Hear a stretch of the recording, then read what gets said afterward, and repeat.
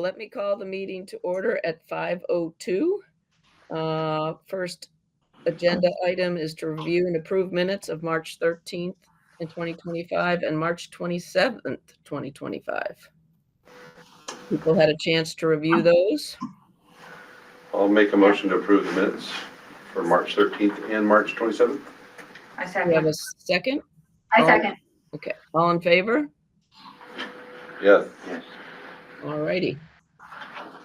Financial statements. Shelley sent us to them ahead of time,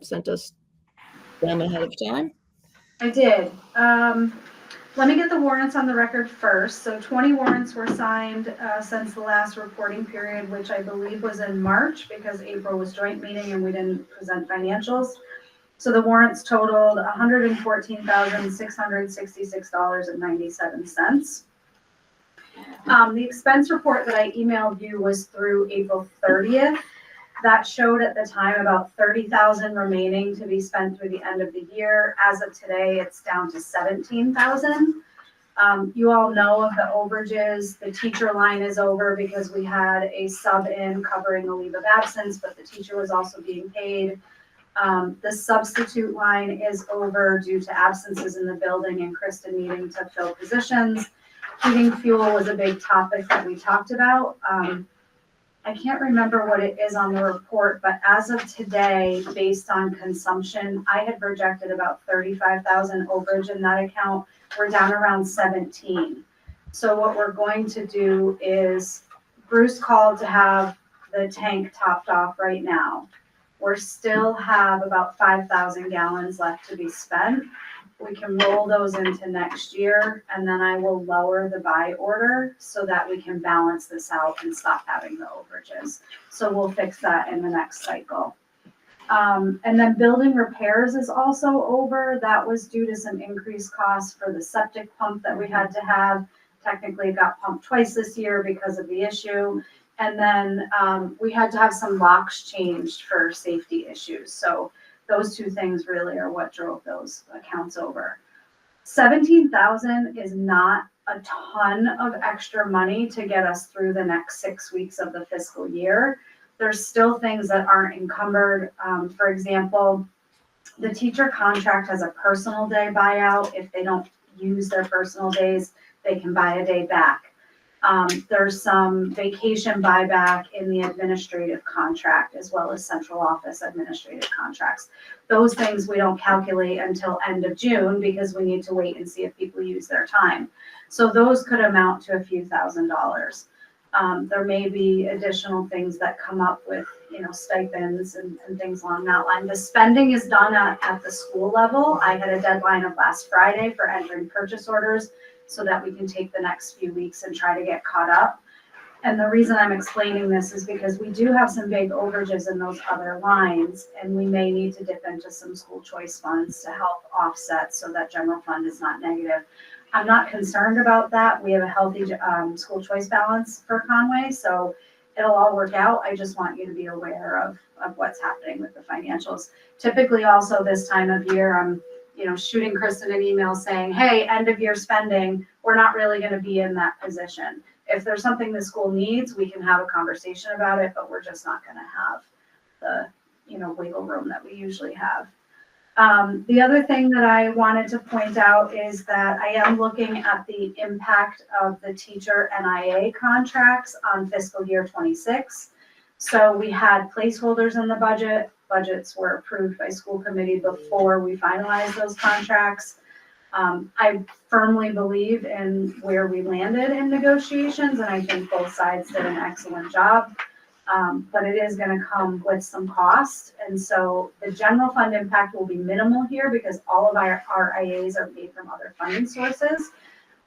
Fiscal year 27 is where it's going to be a little bit harder. And my brain's already sort of thinking about those things as we go into fall. We'll probably start conversations a little bit earlier, and we will have some teacher overage from the contract to make up because a lot of our teachers are paid from general fund. It's not going to be a significant amount of money, but it could be 15 to 20,000 that we have to come up with off the gate. So it'll just mean, we tighten spending again next year. So a lot of information, I know, but I'm giving an end of year update.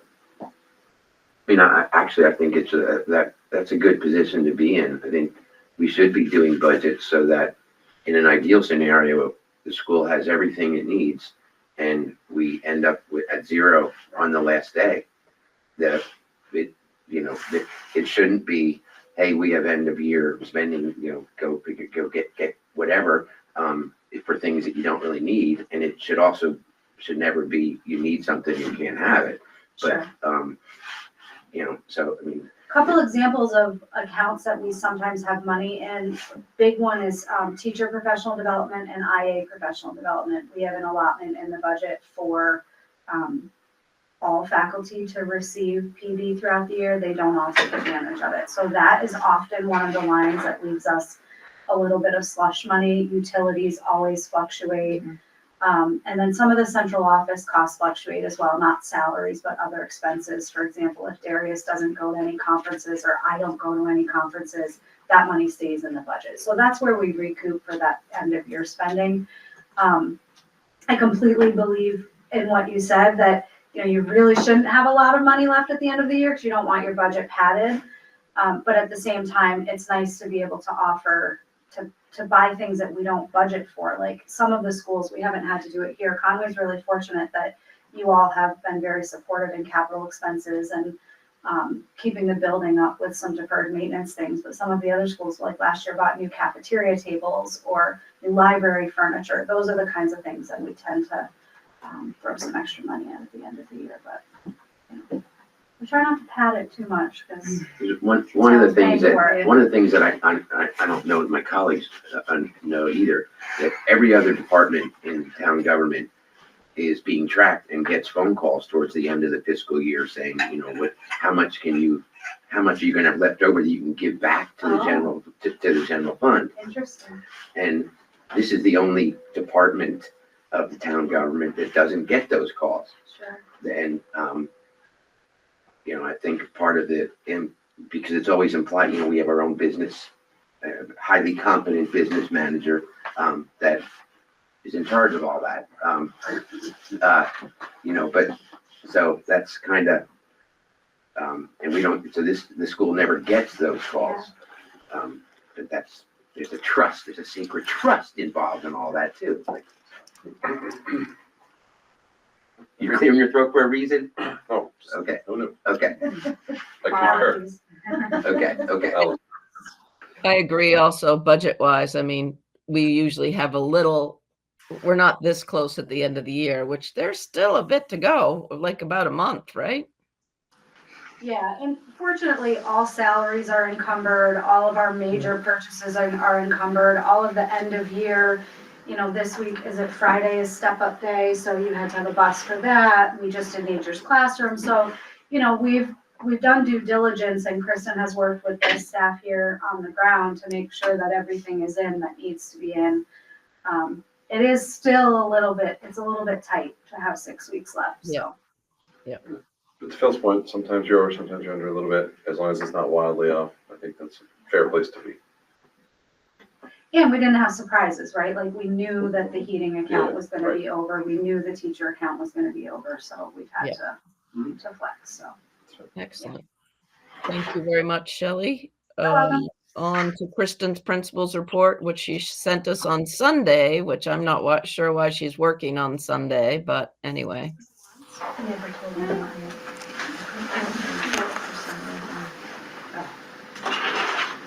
Coming, sorry.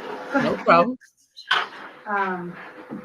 So just a quick report, the assessments, we're going through an assessment period right now on CAS and look at those, but it'll help us, we'll get to work this summer and that will help us inform some of our decisions for next year. And also keeping in mind that this is our second year with a new ELA program and our first year with a new math program. So I can't get too excited or not excited with some of the data. It just will help inform the future. Spring events. So we had a great day.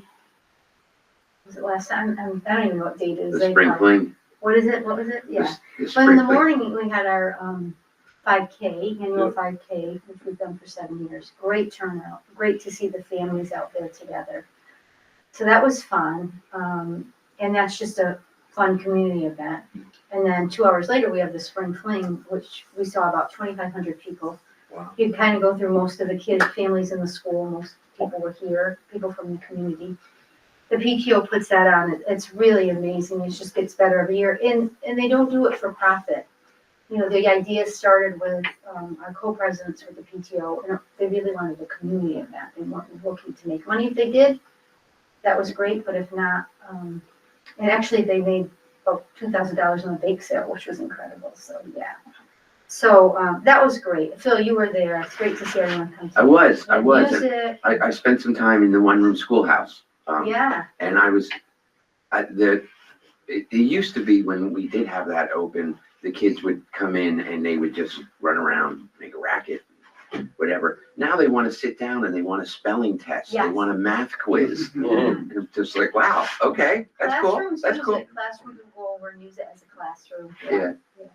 And then Tom Cardy, the owl came out. Yeah, That was yeah. really cool. And then, so that was our big spring.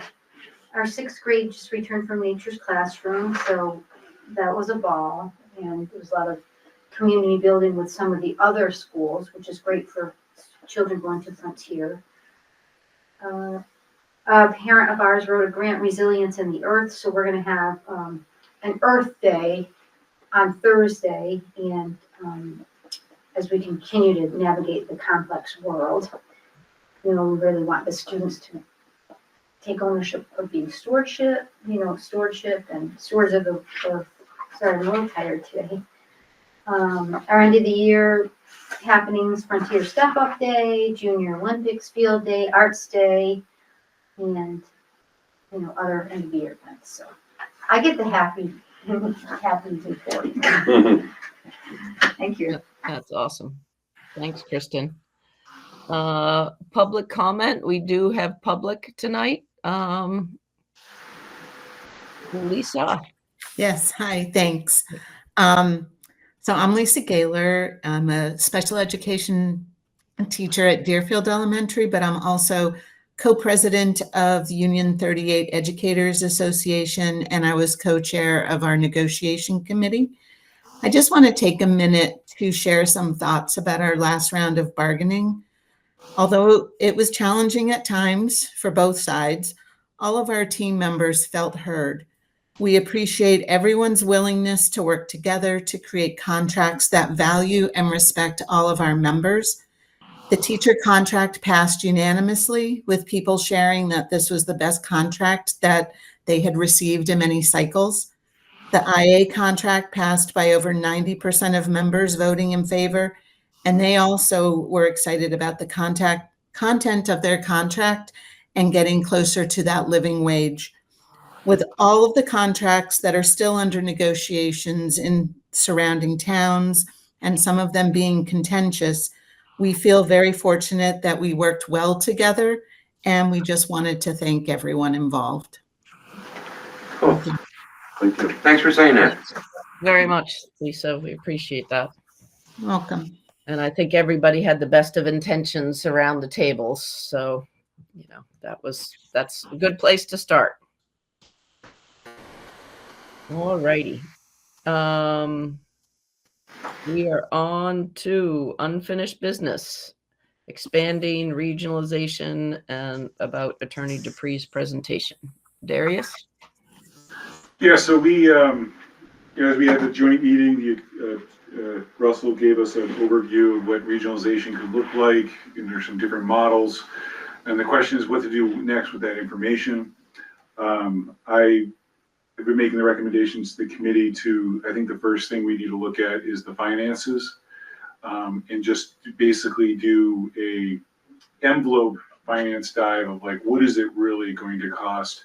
And I think we can do a lot of that internally, and use a little bit of Shelley's expertise on that to kind of look like what is the cost to bring, if we were to bring with insurances and those kind of things up to a regional level. how much that costs? Is it really out of reach? And then after that, bring it back to the committee to have a discussion if the committee wants to create a subcommittee to start that work and start looking into it. But I think there's always the talk, I think hearsay finances always kills it before it kind of gets off the ground. And it may kill it even outside the hearsay, but I think we should start with, this is the numbers that we come up with, the general numbers, and knowing those challenges before we dive in, because there's not a ton of financial savings, or in fact, it may even cost more to regionalize. And so we gotta be kind of clear on that. So that's my recommendation. But there's a threshold issue with the costs, and that is, are you going to be modeling year one cost, the cost to actually make it happen on year one? Or since those are going to be annually recurring costs, are you going to project that out to the future? And then if so, how long? Those are really tough questions. Right.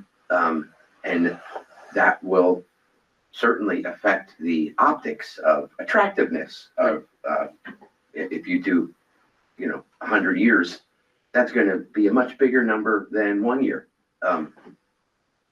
So I don't know whether you've given that a whole lot of thought, but I don't know what you're saying. I mean, I understand the the cost of the first year is going to be the ongoing cost moving forward. So which would be the same cost as the first year, if it's just comparing just strictly on health insurance. Right. Whatever that cost is in year one, that would also be.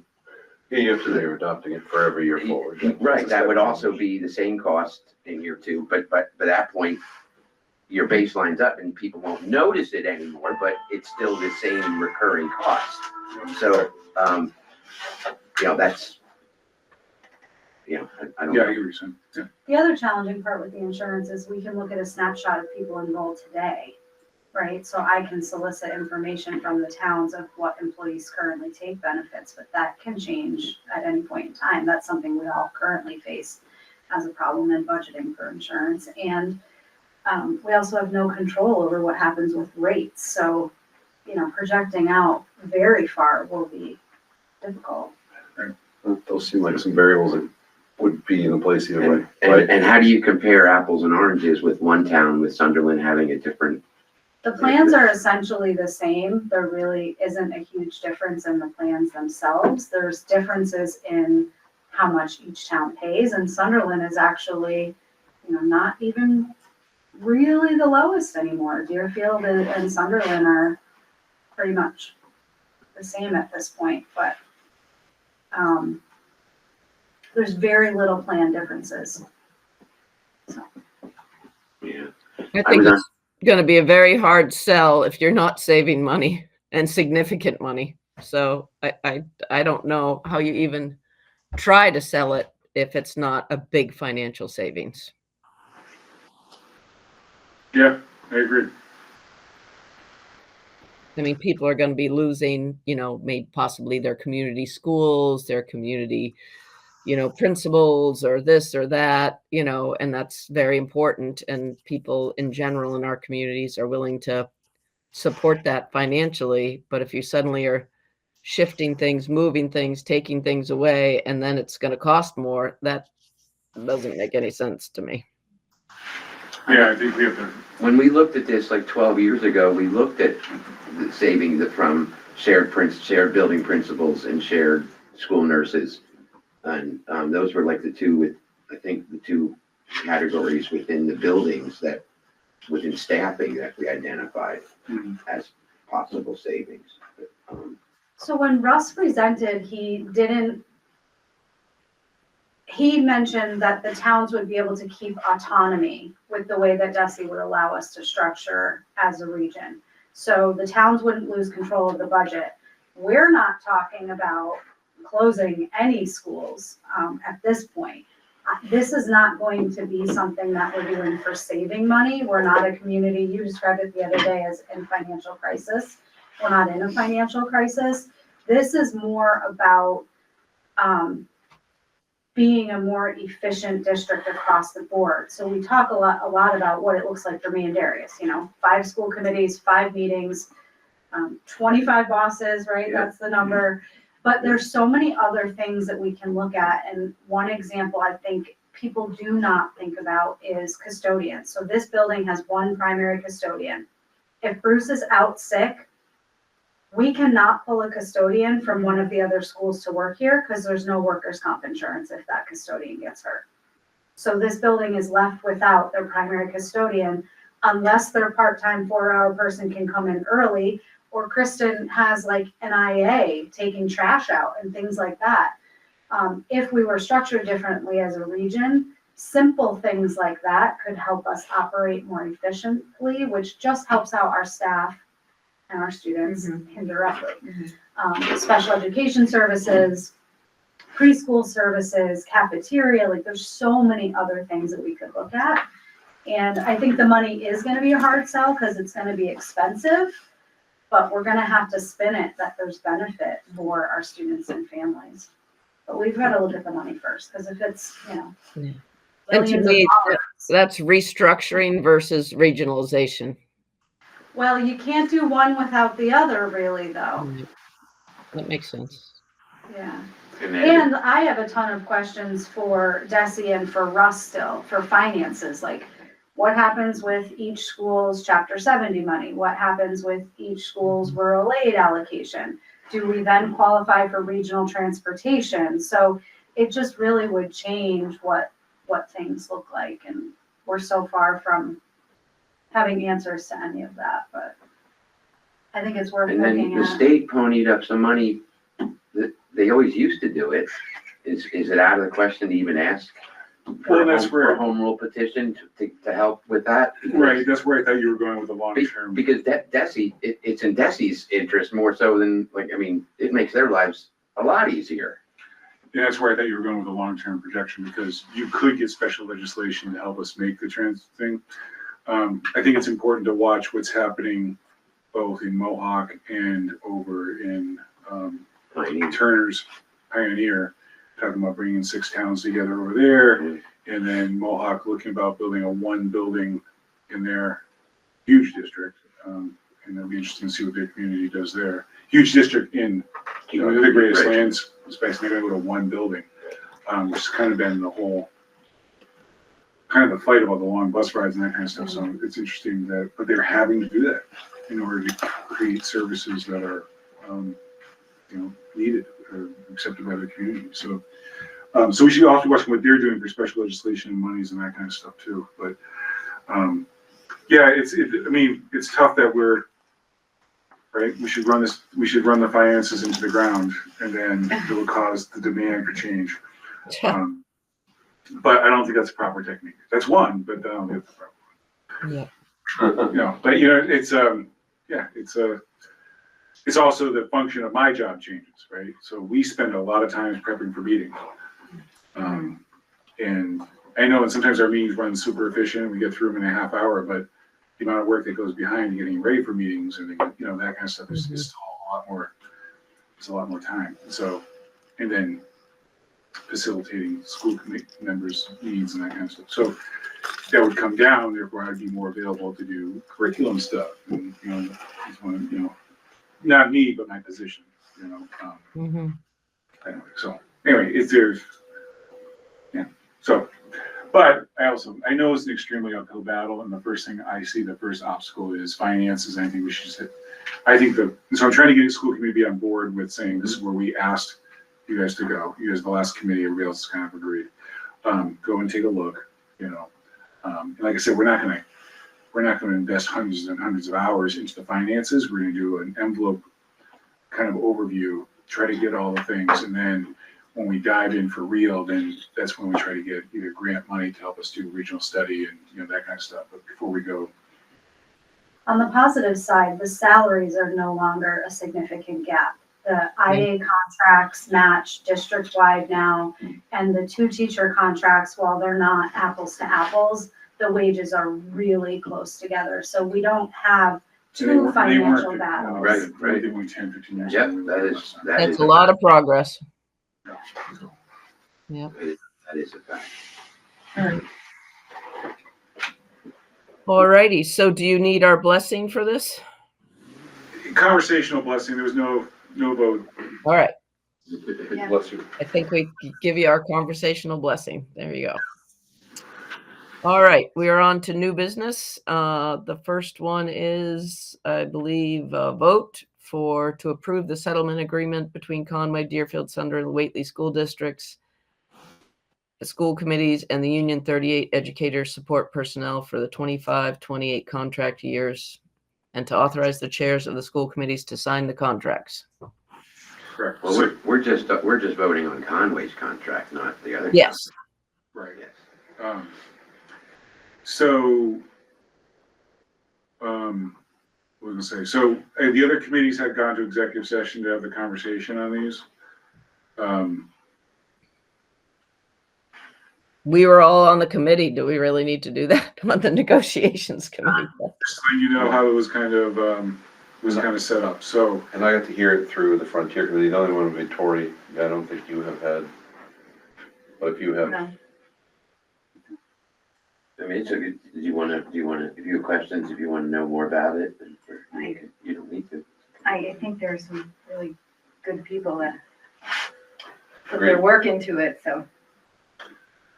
so, So, We're good with. all right, can I have a motion? I will make a motion to approve the settlement agreements for Conway That's it. and the Union 38 educators. 25-28 contract year. support a person. Support personnel. Can I have a second? Yes, All in favor? yes. Aye, unanimous. All right. And then to approve the settlements agreement between Conway School Committee Union 38 Educators Teacher Contract for 2025 contract years, and to authorize the chair to sign the contract. I'll make a motion. Second. All in favor? Aye. Aye, also unanimous. Thank you, everybody.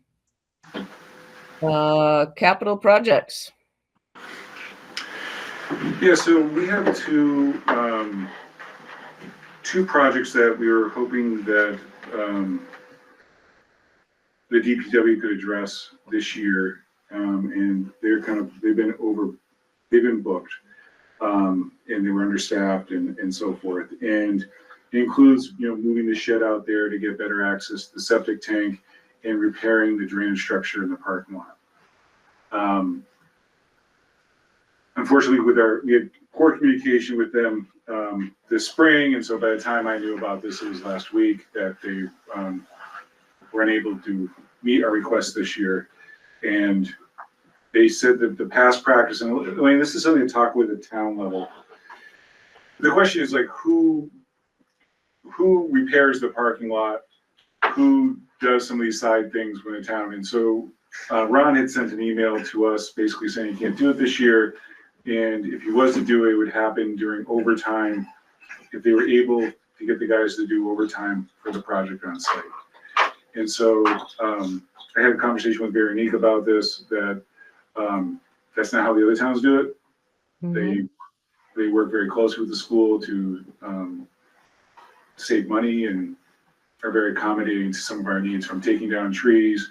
I mean, Whately saved us about $10,000 in tree removal, but they did it on their schedule. So we had a lightning strike in June. They said we're not going to get to it till like October, when in between the seasons of paving and snow, and we work with them on that kind of timing. So I don't know what the long term, like if we're going to pay time and a half for DPW, it's probably cheaper for us to just hire, for moving the shed, hire someone with a tractor just to move the thing.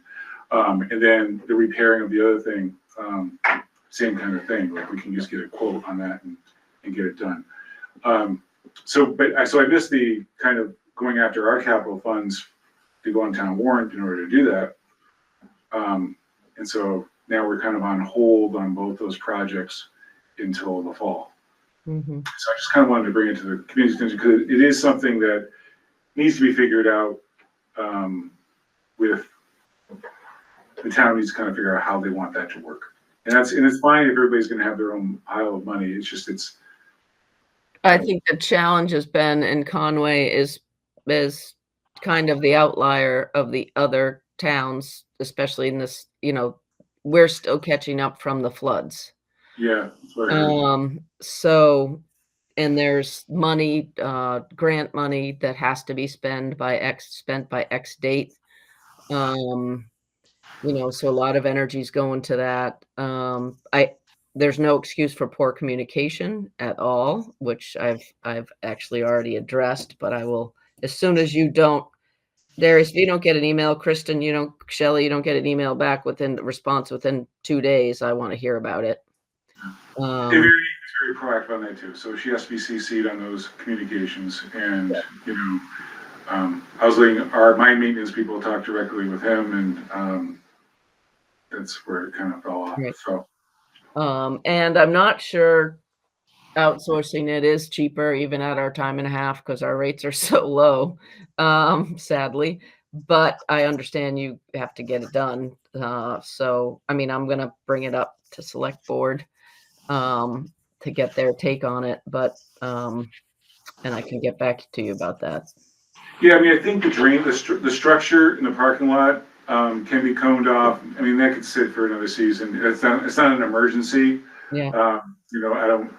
Last I looked at it this afternoon. It's a big divot. That can be coned off. It's not what I consider an emergency. There's no danger for children and stuff. The shed they have to get in to get that junction box. So, which I imagine would take them about an hour. Right. I think there's concern that it may fall apart when they move it, but so it does, and then it'll become our problem if that. When does it have to be moved by?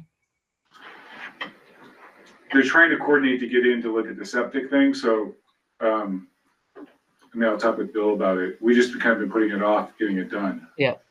Okay. So, it has to be moved because they built it on top of the junction box. So if we ever have that emergency again, they can't get in to inspect. And so it's gonna be permanently moved into another time. And so, again, not an emergency, but. Well, the other thing is the equipment is right up the hill. Yeah. So let me talk to Veronique and bring this to select board, and our next meeting is 2 weeks from last night. So, I mean, imagine throwing forks on one of the trucks that they have and walking over and picking it up and moving it 10 feet. Right. Takes about, unless I'm missing something, but it would only take, that was a lot smaller. I don't think you're missing anything. Yeah. Okay. Yeah. Let me follow up. All right. Thank you. Yep.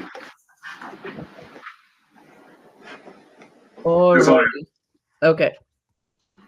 We are on to reports, of which I think we've done them all. Except we do need another school committee member. Michael Merritt has resigned and still has at least a year left on his term. So I don't remember, school committee can appoint Darius? Is that it? Or the select board appoints. Can appoint? So you guys have to decide, did you guys get that in time to go on to the town elections? No. Okay, so then they would appoint a 1-year appointment. Okay. I gotta figure out, I don't have it in my head when his term is up. I don't either. He has 1 more year. I think he has 1 more year. So it'd be to appoint a 1-year position, and then it'd be the general election the following year. Yeah. Okay. If you were able to get it onto the election, he would be a 1-year serving, or she would be a 1-year serving, and then would have to run again because we have the staggered, positions are staggered. Yes. Okay.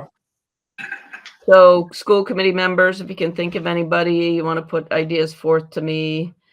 Tori, if you know any friends that, you've had so much fun this past year, you want to, have somebody come along. You're turning right now. Okay. All right. So get me some ideas. All right. So we do not need executive session now, correct? No. So all we need is to adjourn. Motion to adjourn. All right. In favor. Yes. Thank you, everybody.